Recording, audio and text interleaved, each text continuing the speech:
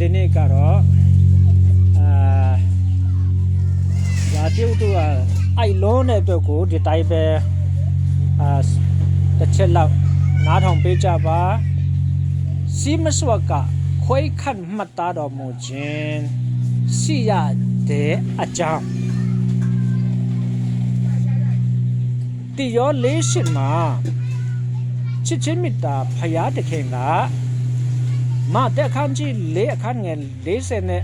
မတဲ့ခန်းကြီး9အခန်းငယ်44မှာရန်သူကိုချစ်ပါလို့မိန့်မာထားခဲ့တာသူကိုယ်တိုင်ကမချစ်နိုင်ပဲနဲ့ဖန်ဆင်းထားတဲ့တရဝများကိုအာကြီးနဲ့ရန်သူကိုချစ်ခိုင်းတာမဟုတ်ပါဘူးသူကိုယ်တိုင်ကသူ့ကိုပုံကန်ခဲ့တဲ့လူစီဖာစာတာနဲ့အပေါင်းပါတို့ကိုချစ်သေးလို့နောင်တရပြောင်းလဲလာဖို့စိတ်ရှိဖြင့်ချင်းချစ်ထားတဲ့နေ့ရက်အထိချစ်နေတော့ပါပဲ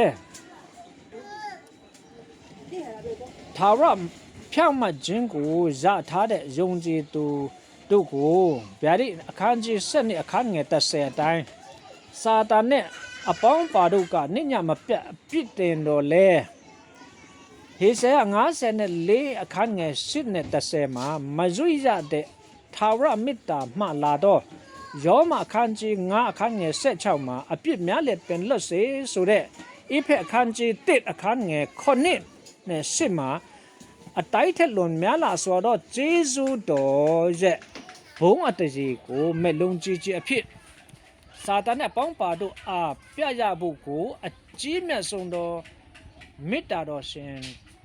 ဖြောင့်မတ်တော်ဖရာတခင်မှာတာဝန်ရှိသေးပါတယ်သူတို့နောင်တရသည်ဖြစ်စေမရသည်ဖြစ်စေပေါ့